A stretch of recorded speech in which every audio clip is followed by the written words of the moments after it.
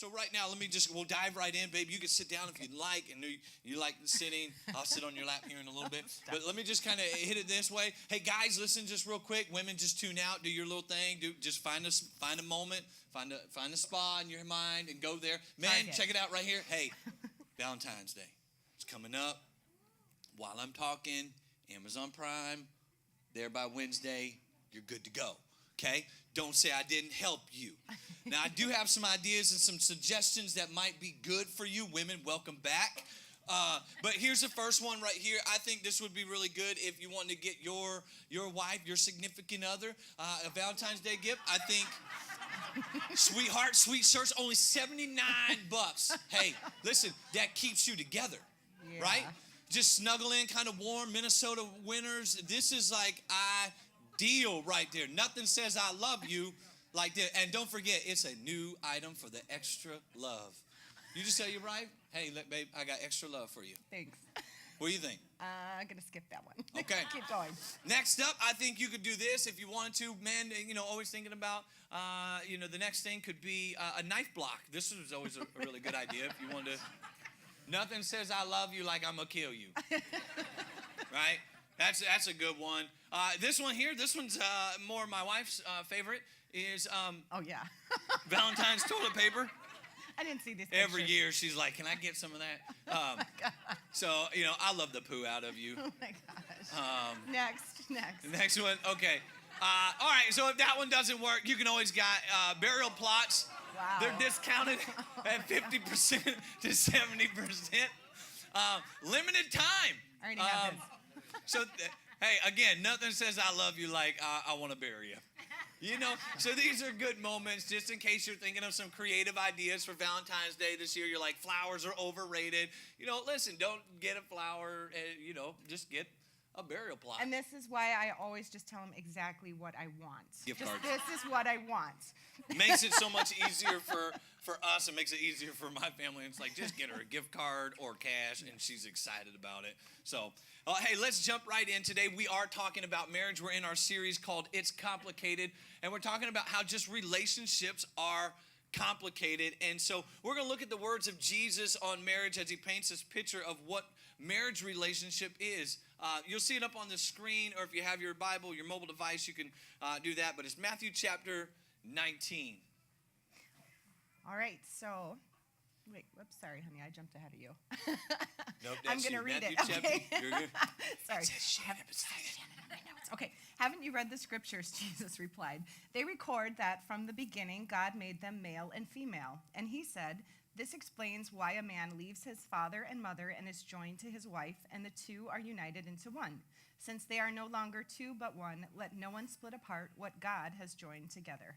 I love that. So the two become one. Now, Jesus has got this kind of like, this math that's really kind of off. It's kind of one of those like your kid comes home from school and they have this crazy Common Core math, right? And they're trying to have you help them out with this. But Jesus' math comes to like the two are one. And it's like 1 + 1 = 1 according to what Jesus is telling us. And we're trying to keep up with this math. And so what Jesus is saying is that when two people get married, they become one. And God is saying, listen, I don't want you to un-one what I've already made one. When the two say yes to their relationship, taking it to the next level, getting married, Jesus says the two now become one. It's a unit that you guys have entered into. And throughout life's natural changes and challenges, there's a lot of things in our life that tend to pull us apart from that one, that are trying to get us to not be one anymore, to separate us. I mean, there's families that this happens. There's our kids at times when you start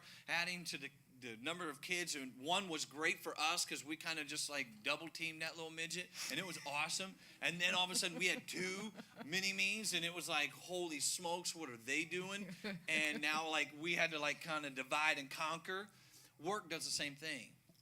Friendships, relationships, all those things kind of not tear, but they kind of start to pull us apart a little bit. And God's saying, don't forget that what I've made one, keep that there. Keep it as one. And that's why today we want to share a few action steps that you could take to kind of help you and your relationship stay one, stay a solid family unit. And hopefully we can uncomplicate. And if we complicate it even more, my bad. Listen, then I'm just going to tell you, welcome to our life, welcome to our marriage. We're just going to be open and honest and transparent with you. In no way, shape, or form do we consider ourselves to be marriage experts or feel like we've got it figured out. We've just been through a lot. We've been through ups and downs. We've seen marriage counselors who have walked us through a lot of things that have helped us encourage us and inspire us and help us walk through some difficult things in life.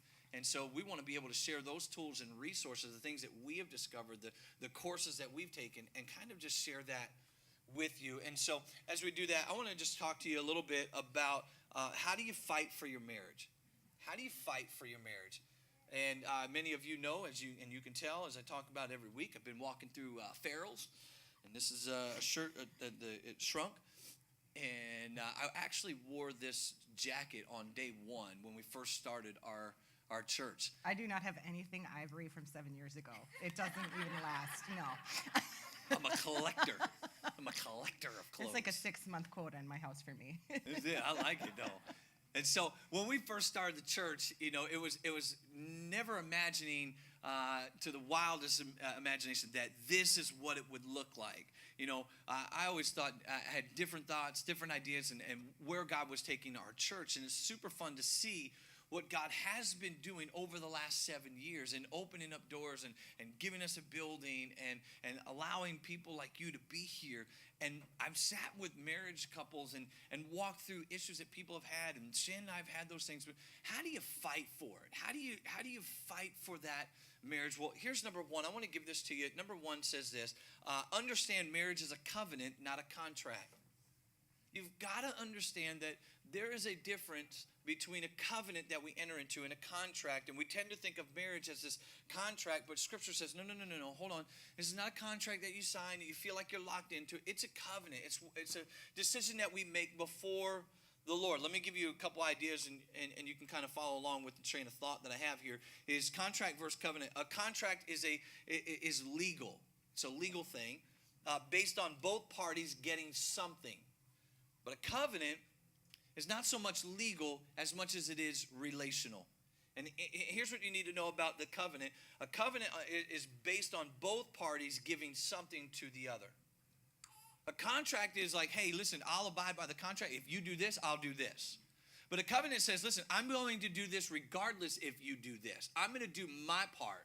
I'm going to uphold my end of the bargain. I'm going to be who God's called me to be. I'm going to work on my issues, my problems. I'm going to work on me. I'm going to help me. But I'm also going to be there for you. Now, can I just take a moment and just pause and say, listen, if everybody's focused on you, if you're focused on you and your spouse is focused on you, can I just tell you, you're being selfish? That wasn't in the notes.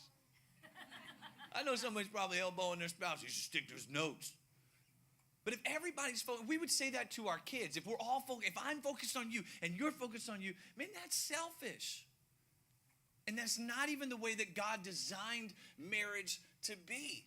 It's where we're all in this together and we're saying, hey, listen, I signed a covenant that I'm going to be who God's called me to be. I'm going to be the best. I'm going to work on some issues. I'm going to work on doesn't mean I'm going to be perfect, but it means that I'm willing to work on the things that I need to work on. A contract is conditional.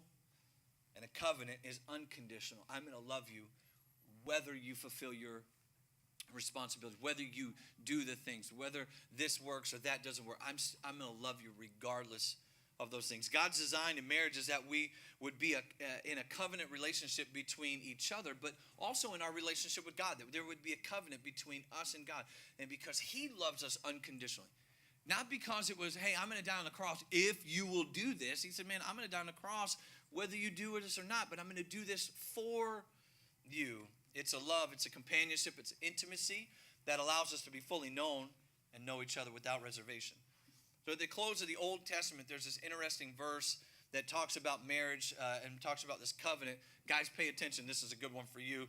It's the prophet Malachi, and he's responding to why the Lord wasn't responding to him or accepting his prayer. Men, you need to hear this. This is, I think, a big part is I hear guys all the time be like, I'm the leader of my home. Listen, without a doubt, you were designed to be the leader of your home. But that's talking about spiritually.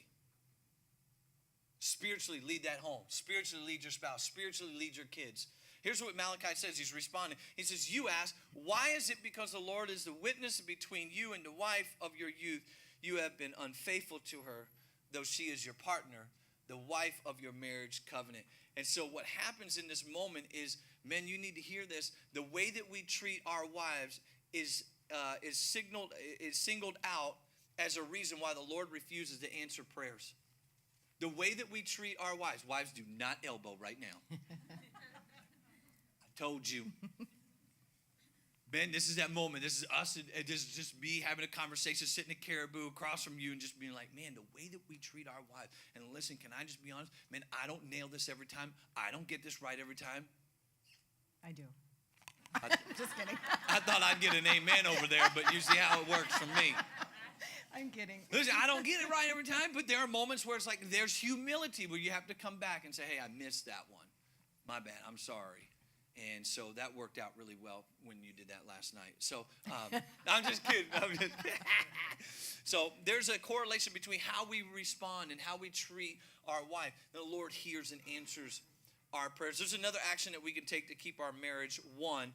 Shane, why don't you talk about that for a minute? Sure. So one of the things that we do to fight to stay connected through the changing seasons is number one, life is going to change a lot, right? If you are a newly married person or you've been married a long time, you will go through many, many seasons of life. We've only been married 13 years-ish, right? Good, Yeah? good. Okay, I'm not a big numbers person. So around that. 13. And 13, I'm good. Okay. So, but, I mean, we have gone through so many seasons. We've gone through the engagement season. We've lived in different cities together. We've had children. We've gone through health issues. We've gone through financial stress issues. We've gone through years of infertility. We've gone through miscarriages. We've gone through some really hard things. And those things can either, if we have our foundation in Christ, they can either be a catalyst for us to draw closer to each other, or those changing seasons and those challenges can slowly put a wedge where we become two different people, that every new change and every new challenge and every new season just kind of inches us more and more apart. So number one, we have to have that connectedness spiritually. In fact, as Pastor John was just saying, we have invested our lives into getting marriage counseling in trying times. Miscarriages, loss of a child, I mean, those are hard things that we walked through. And we've just developed a great relationship with a counselor who, actually, funny story, he used to counsel people in Hollywood for many, many years, and now he counsels just pastors exclusively. So I don't know what the connection with that is, but he finds a lot of parallels, which is kind of interesting. But anyways, we have gained a lot of... We love him. We do. We actually, all of our pastor friends, his name is Dr. Tim. Every one of our friends in ministry goes to this guy at some point or another because he's the guy. And we call him Dr. Timism. So probably from the pulpits and every relationship series, Dr. Tim is being requoted by some pastor in the city. But anyways, because he helped us so much, one of the things that he said, especially after working in Hollywood, was that he used to believe, in the beginning of counseling, that physical intimacy was one of the greatest sources of intimacy that a couple could have together. And he said after 30 years of counseling, he throws it all out the window. Spiritual intimacy is like none other between a couple. And physical intimacy, honestly, is not treated as a high value in our society. It's not that, sadly, big of a thing. But to find spiritual intimacy in a marriage is like nothing else. So if you don't have that spiritual intimacy, start to take steps to develop it. Because like any form of intimacy, it takes time, it's steps. So, I think sometimes people assume because we're pastors, we just have this immediate spiritual connection. And that was one of the things that drew us to each other. But we had to develop spiritual intimacy with one another. And we still have to develop and cultivate that. And so some of my tips for how to cultivate spiritual intimacy is, number one, what you're doing today, attending church together. There are just so many statistics that are out there and so many studies that show that the happiness in a marriage is significantly increased, not just for a married person, but for a person in general, by attending church regularly. In fact, people who attend more than 2 times a month, funny thing, some of the happiest people in the world are people who have that spiritual connectivity, that are regularly practicing, their faith together. And then some of the least happy people are the people who are slightly invested into that spirituality but don't have themselves fully immersed. So they're either the happiest, or if they're half in, they're super, super frustrated. So that's just kind of for something to think about, but investing in developing your spiritual growth by attending church or a small group together, serving together. John and I serve together all of the time, and it does draw us closer because I see a side of him that is beautiful when he's down there painting the orange color that I picked and loving it. Actually, Boys, take note of that. pray for each Beautiful. other. It's 99, we heard at a pastor's conference in the fall, this is a crazy statistic. I didn't even believe it, and I had to go look it up, and now I can't remember the source, but the speaker said it. So 99% of people that pray together on a daily basis, that is like a complete foolproof or it's a way to save your marriage from divorce. 99% of people that pray together daily stay together. Isn't that amazing? When I heard that statistic, it just amazed me. But so maybe you don't pray together daily, but maybe you start praying together here and there, and then it develops into more and more of a habit. Another thing you could do is get a marriage devotional, a book that just talks about growing spiritually together. The next way we can stay connected to our spouse is hand in hand, relational intimacy. This is really important, that we find time to create new memories together, okay? Do you guys know how it feels like those of you who have been married a while, you kind of sometimes you can easily stop doing fun things together. There are things like kids and budgets and work schedules that just get in the way of doing fun, adventurous things together. So I love something we used to do, and we still kind of do, but date days. And when Asher's back in kindergarten, we'll do them again. But Ooh, Jesus, hello. yeah, for a long season, we were doing date days because, one, I fall asleep after 9 o'clock to any movie, so that's like a boring date. Yes. It's true. He has to tell me everything that happened. Yeah. So, thank you, honey. But it's true. So we love to do date days. And when we were first planting our church, we had like 50 cents to rub together, literally, for years. So you know what our date days that were adventurous for us? We would just hit up really cool, like fun little coffee shops throughout the city. And then I'd make him walk through these crazy neighborhoods with me. And some of my friends have actually gone on some of these walking adventures in urban areas that I'm not sure if they're sketchy or not. And they're always fun, right? Yeah. I love to do that kind of thing. We bought an ice cream maker. Yeah, I made him go to the Goodwill. We got an Goodwill. ice cream maker, little It's adventure. totally used. Interesting neighborhood.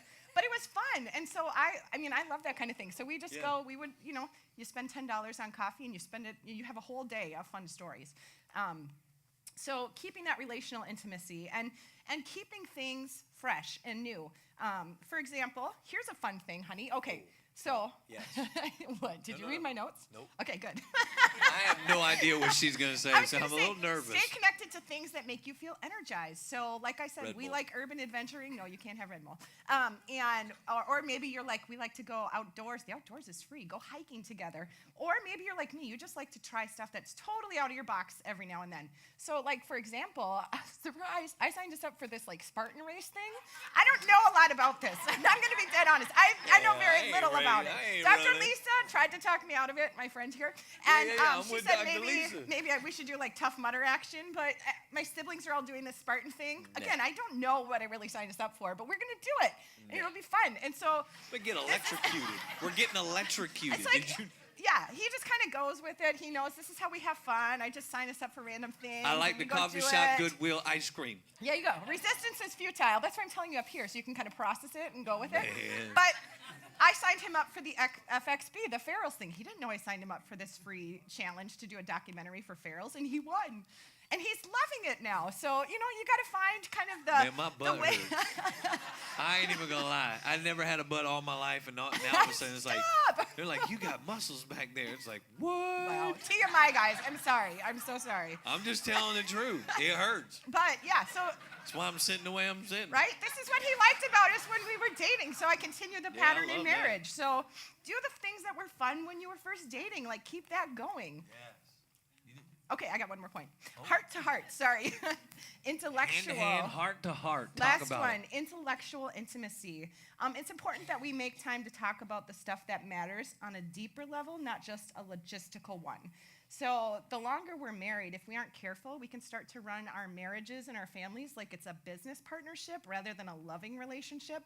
And I know that the busy people, we can get to that point where it's like an exchange of logistical information and back and forth, passing ships in the night. And sometimes there are seasons where that's the best you can do, but You don't want to go too long in those seasons of we're just passing information, we're managing together, we're doing things and keeping the ship running together. That's really an easy way to grow apart intellectually. Like, you need to know, John doesn't always maybe know like the correct dates for birthday parties from me or things like that. Like, sometimes I miss the logistical things with him, but he knows my heart.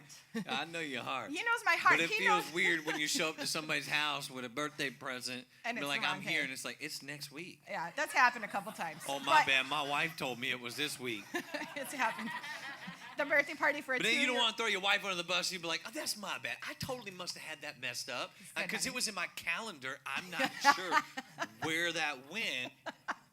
Although somebody put it in the calendar. But you know what? Hey, that's what makes it so fun. It is fun, right? Okay. 'Cause then It's you always get to a little laugh bit of about it. is the birthday party really happening or is she wrong? We're just a week ahead. Yeah, we've done this a couple times. But but honestly, we might not always, sometimes we bypass the logistical information because we just know that we've pretty much got the ship running pretty well. And mostly well, and minus the birthday party things, but we share heart-to-heart information a lot better than anything. Like, he knows the deep things of my heart. He knows the deep things that I fear. He knows the deep things that I need, and that's the stuff that if we get into that, we're managing life together, and we're just logistical, practical. Well, where's the heart in that, right? So we have to stay connected on that deeper level, and it's got to be done intentionally. I know that by like 8 o'clock, which is probably the first chance we can have an uninterrupted conversation, we've both been up since 5:30 in the morning. We're tired. I just want to like Netflix, This Is Us, And like chill. what? No, I know. I knew when I said that. I was like, wrong choice, Shannon. You know where he'll take that. Okay. No, that's that is healthy, guys. Okay, and for those of you who don't know what that means, somebody will let's tell move you it later. on. Okay, but anyways, yeah.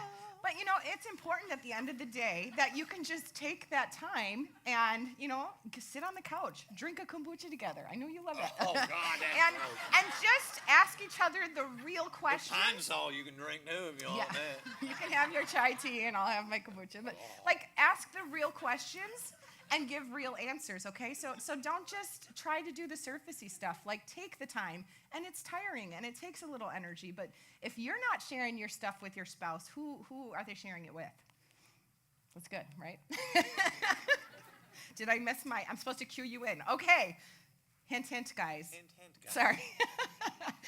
This is why he wanted to practice a little more. Deep conversation and connection are very attractive to us as women. I love it. No, you're good. You're doing awesome. I love that. You got a lot of great wisdom, and I think I've contributed to that wisdom over our time. You have. But you have the hand in hand, the heart to heart, and I think she forgot one, and that's skin to skin. You know, I mean, everybody. Luke and I added this slide. You might not know this, but Luke and I in the back, we added this slide. That is not in my notes, for the men. Pastor That's not in Luke. her notes. That's in my notes. This is all good, hint, hint, guys. But let me just say, hint, hint, women. Listen, we're gonna spend some time hand in hand, heart to heart. But girls, I know you want the heart to heart, and this is awesome and amazing. You want to go for long walks on the beach. And do you want to spend forever in the nursing home with your husband and go eat dinner at 3:30 in the afternoon when you're old, and I mean really that's the whole notebook. But at the end of the day, if that's your need, here's our needs. We want some skin to skin. All the men are like, what'd he say? I'm in. I like this church. That's a pastor right there who knows a man's. Listen, let me just say this. I'm all for this. There's got to be the intimate relationship that you have with your spouse. This is important. This is healthy aspect of relationship. Ladies, you need to know this is one of the guy's greatest needs in a marriage. It's not the long walks on the beach. We'll do that hand in hand. We'll connect while we're talking heart to heart. But there's a moment where for him, this is what it looks like. Hand in hand plus heart to heart needs to equal something. Not all the time, but it's just one of those things. So, but men, let me give it to you in a reverse calculation. Listen, I know your mind and your brain, it all works to skin. That's awesome. That's great. But you have to realize if you're not connecting on the heart to heart and holding the hand to hand, you're never going to get to the skin part. You're That's never going to true. get there, Yeah. okay? Now all the women are like, I like this church. He done talk about something nice right there. I like that. It's the only good thing. I got that from the magazine at Lowe's. So we've got to work together. That's where the two become one. This is where we're trying to we're fighting for our marriage. Everything in life is pulling us apart, but we've got to make sure that we're spending time together, hand in hand, heart to heart, and even skin to skin. We've got to fight for these things to work and stay connected. Listen to this next verse in Ecclesiastes chapter 9.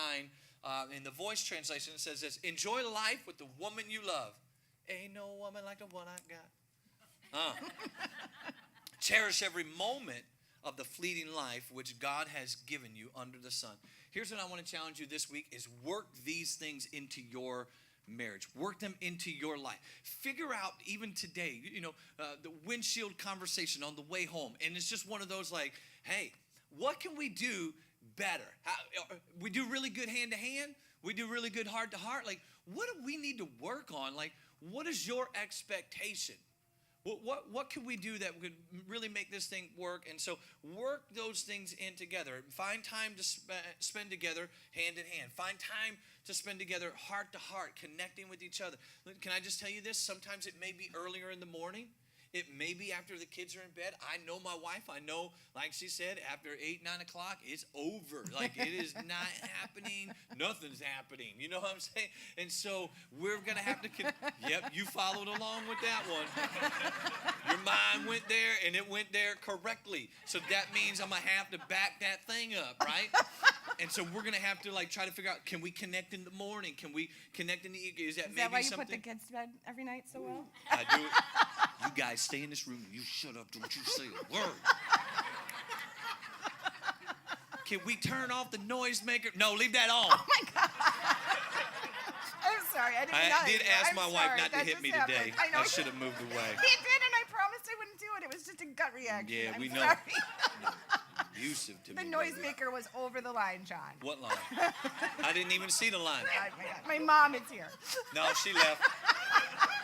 She gone. She did leave. She might have threw up. That's all good. All right, hey, so we got a little bit more time together. Let's work on the next few things here. I told you we were going to just give it to you gut honest here, and we do not have a noisemaker in our kids' room. One more action that you could take. We got 2 more. We'll see where we go. If we can make this through, we'll make it through. But number 3, Shannon. Make faith in Jesus the common goal of your marriage. So I actually, this I talked about in the very beginning, but before I was even thinking about, like, as a young woman, what kind of man I wanted to marry, the only detail that was the most important detail for me was that, that for sure. No, didn't see that one coming, but I like it. It's good. But It's no longer red. yeah, no, that's why you guys don't get it. He used to have red hair.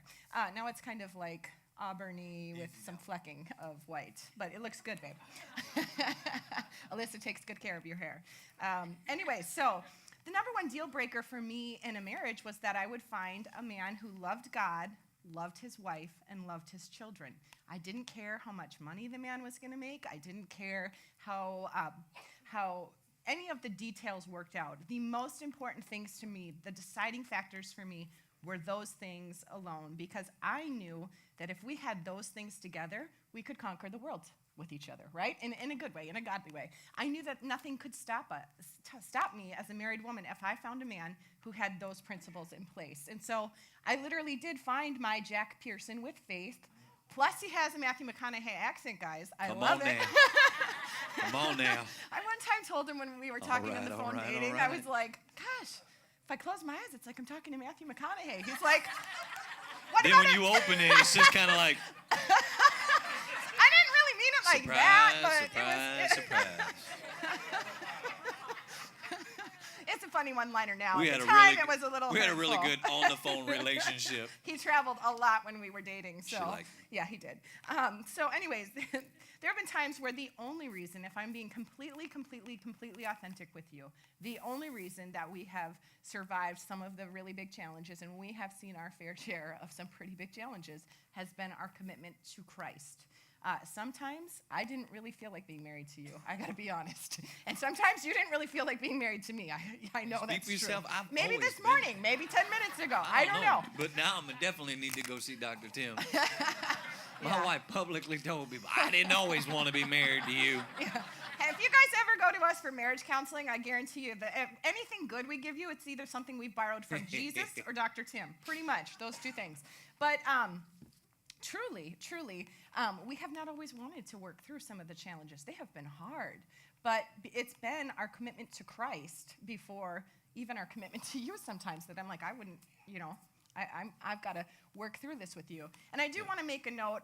Were you going to say something? Yeah, it goes back to that unconditional covenant versus contract. It goes back to that where it's like this is more of a covenant thing. So I'm willing to move past the things that we've struggled through, the things that we were battling through, to say, hey, you know what? I'm gonna move past it. I'm gonna deal with those things. That's where that covenant relationship comes in. That I'm gonna work on me to be the best that we can be.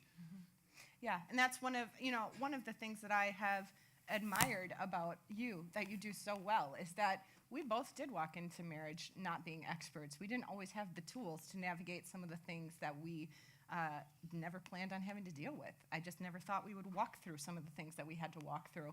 And when we didn't have the tools, we made the commitment to let God give us the tools and to find out how to get the tools because, and that has just made us stronger and better in our marriage because now our toolbox is better equipped for more things in life. And it just expands our ability to do more together because we have invested that time and energy into growing and not giving up. But I do want to make a note, and this is really important to me. When we're talking about these kind of challenges, if you've been, this is sensitive to me just from some of the stories I've heard over the last 15 years of ministry. If you're dealing with like an abusive situation or infidelity or anything like that, like I don't want to say that you just need to push through those things, and that is not what we're preaching. Those are totally different situations where you need special help and counseling, and I don't want you to lump yourself in those situations into this context because this is the context of two people who are honoring God and treating their spouse in a godly way. If you're dealing with those, that's a different sermon altogether. And I don't want there to be shame. Like one thing is we are a life-giving church. We do not shame people. We don't want people to feel ashamed in this church. This is a place for health and growth. And so I never want anyone in those situations to walk out feeling like, well, I just got to try harder. That's not the message we're giving. But if you are dealing in the context of like, hey, I'm just sick of this person, honestly, and that you will have those feelings at times, or I don't like the way they do this, or I don't like the way they do that. That's the context where we're saying, hey, you have a covenant. You need to push through that. Love is not a feeling. It's a verb. Those are the kind of context that we're speaking about. Yeah, I mean, you look at Hebrews 11. We'll put it up on the screen here in just a second. Hebrews 11 says it, I think, so perfectly when you kind of take what you're looking at here and say, okay, it says this, now faith is confidence in what we hope for and assurance about what we do not see. Many of us know that passage of Scripture very well. We could recite that off memory. We know what Hebrews 11 says. However, here's what I want you to understand is that faith is not certainty. In the same way in your marriage, faith in your marriage or faith in Jesus is not, there's no certainty to that. Here's what faith is, and this is up on the screen. Faith is the willingness to commit to a relationship based on a reasonable level of trust. And let me just call it what it is. Let me just kind of say it how it really is for all of us. When we said I do, there was no certainty on either side for Shannon or myself that we would keep our vows. I said them. Having to hold from this day forward. Well, can I just tell you when she was like, I'm not feeling well, I'm like, you're sleeping by yourself.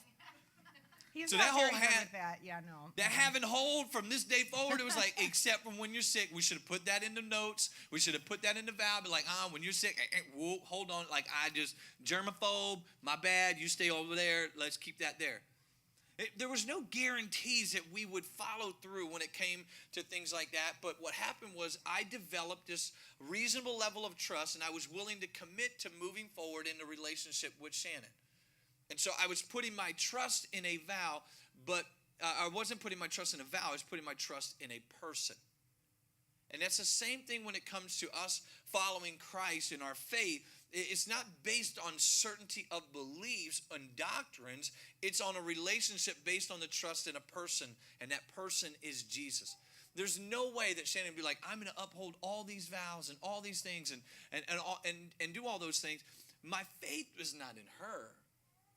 My faith is in God, knowing that God is going to do great things in her life as long as she's open and willing to receive, and vice versa. She knows as long as I'm willing to be who God's called me to be, and I'm open to God making some changes in my life, then we're just both going to get better together. And so if you're, I want to pause for a moment and just say, if you're new to our church and you're just checking out even the claims of Jesus in the Bible, man, this is a safe place for you to do that. And to make reasonable decisions, not based on certainty, but trust in Jesus. Proverbs tells us this, that we are to trust in the Lord with all our heart. Lean not on our own understanding, but in all our ways we acknowledge him. And the Bible says that he will make our path straight. It's trusting in him. It's trusting that he will make a way. It's trusting that he knows the desires of our heart. It's trusting that he's going to turn these things around. It's trusting in him. I don't have these certainties that God's going to do it for me. Well, he did it for that person. Doesn't mean he's going to do it for me. It just means I'm going to trust him. And I start with that. And if we can start with trusting the people in our life and trusting God first, then that's where God begins to make some changes in us. We begin to move past some things that we've been dealing with, walking through. And I'll just say this for the last one, just to kind of, for the sake of time here. Here's the bottom line when it comes to keeping your one from becoming unone. Is right here. Our marriage will only be as good as we decide it'll be. Let me hit this real quickly for you. Our marriage will only be as good as we decide it to be. You make the decision. You decide. You decided to start it. You decide when to end it. So it comes down to a decision that you get to make. It's your decision. Your relationship with Christ is your decision. You get to make that decision. It's called free will. And it's the same thing when it comes to our relationship. All relationships require effort on both sides. I get that. But you can't make another person do or become anything. I can't change my spouse. I can't change my kids. You know what I can change? Is me. It can change me.